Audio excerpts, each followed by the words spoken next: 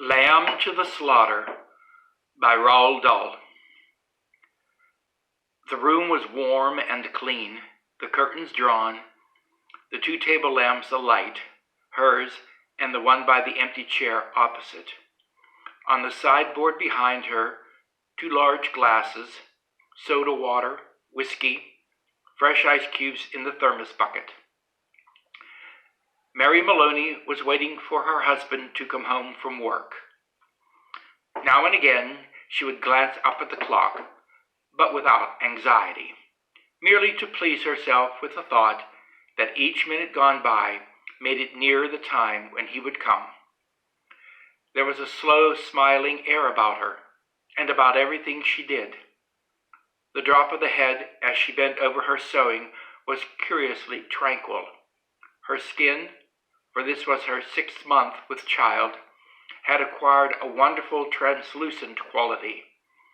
The mouth was soft, and the eyes, with their new placid look, seemed larger, darker than before. When the clock said 10 minutes to 5, she began to listen, and a few moments later, punctually as always, she heard the tires on the gravel outside and the car door slamming, the footsteps passing the window, the key turning in the lock. She laid aside her sewing, stood up, and went forward to kiss him as he came in. "Hello, darling," she said. "Hello," he answered. She took his coat and hung it in the closet. Then she walked over and made the drinks. A strongish one for him, a weak one for herself.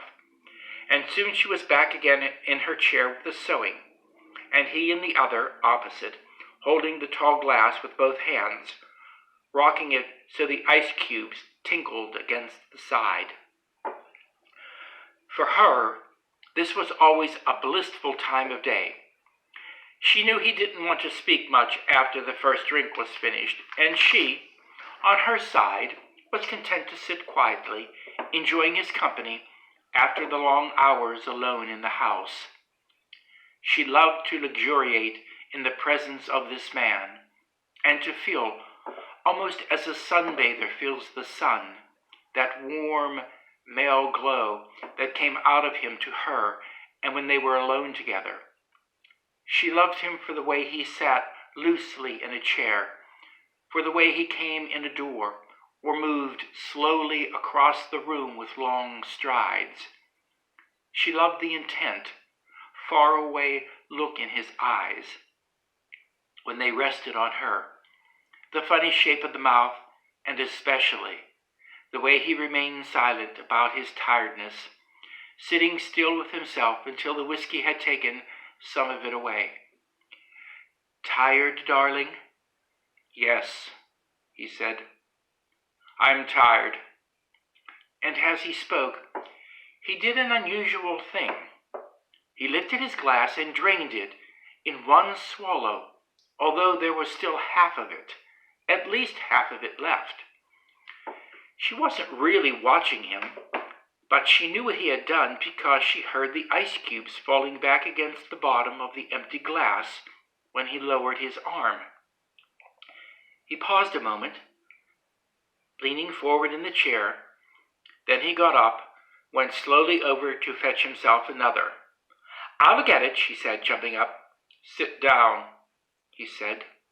When he came back, she noticed that the new drink was dark amber with the quality of whiskey in it.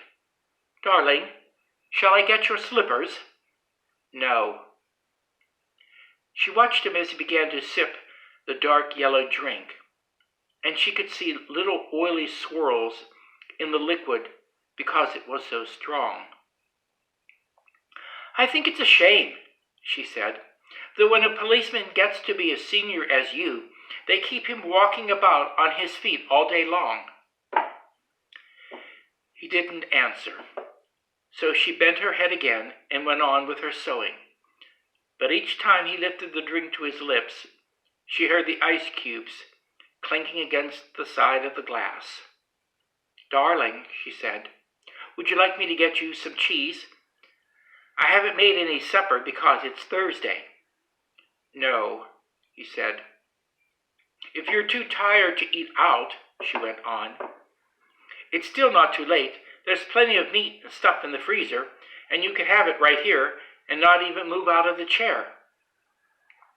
Her eyes waited on him for an answer, a smile, a little nod, but he made no sign. "Anyway," she went on, "I'll get you some cheese and crackers first." "I don't want it," he said. She moved uneasily in her chair, the large eyes still watching his face. "But you must have supper. I can easily do it here. I'd like to do it. We can have lamb chops or pork, anything you want. Everything's in the freezer." "Forget it," he said. "But darling, you must eat. I'll fix it anyway, and then you can have it or not, as you like." She stood up and placed her sewing on the table by the lamp. "Sit down," he said. "Just for a minute. Sit down." It wasn't until then that she began to get frightened. "Go on," he said. "Sit down." She lowered herself back slowly into the chair, watching him all the time with those large, bewildered eyes. He had finished the second drink and was staring down into the glass, frowning. "Listen," he said.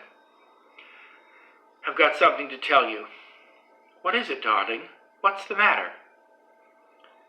He had become absolutely motionless, and he kept his head down so that the light from the lamp beside him fell across the upper part of his face, leaving the chin and mouth in shadow.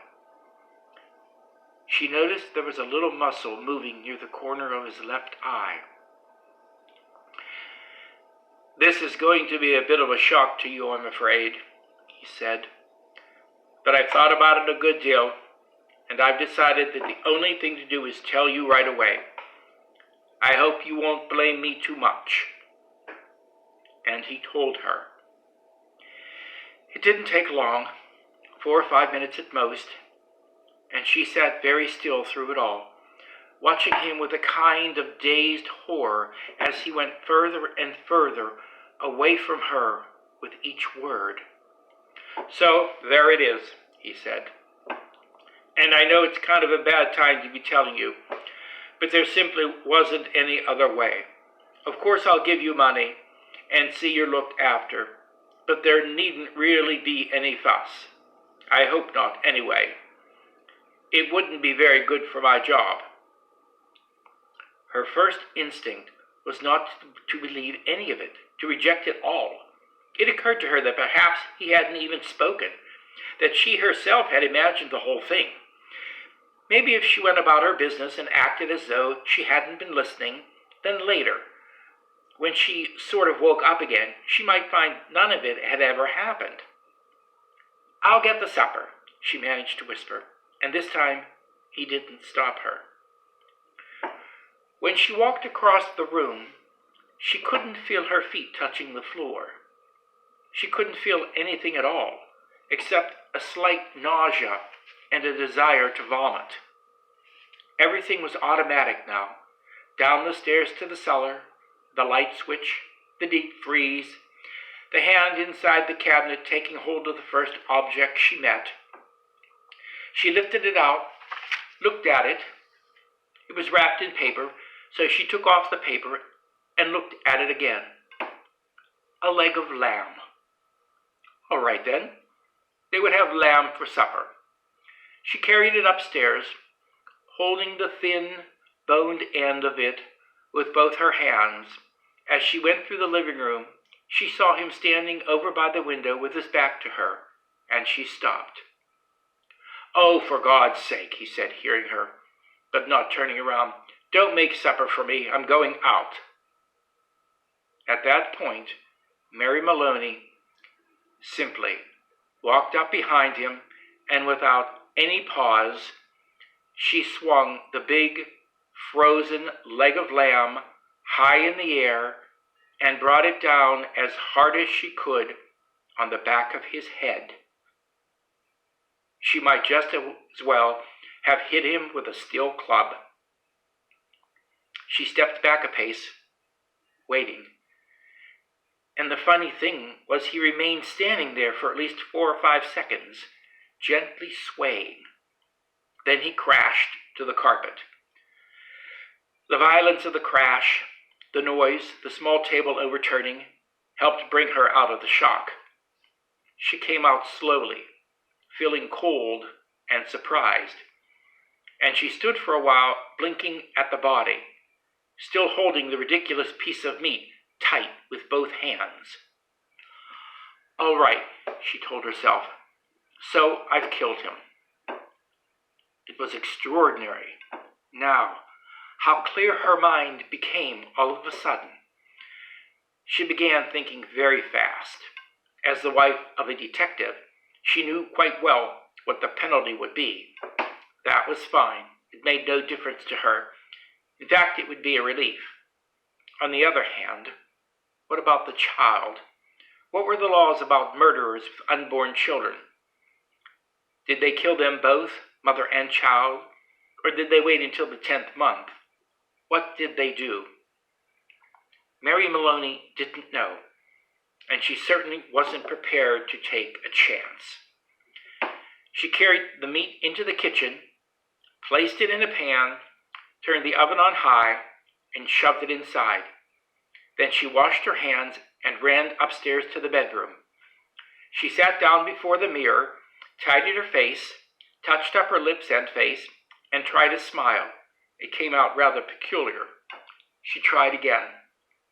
"Hello, Sam," she said brightly, aloud. The voice sounded peculiar, too. "I want some potatoes, please, Sam." "Yes, and I think a can of peas." That was better. Both the smile and the voice were coming out better now. She rehearsed it several times more. Then she ran downstairs, took her coat, went out the back door, down the garden, into the street. It wasn't 6 o'clock yet, and the lights were still on in the grocery shop. End of part 1.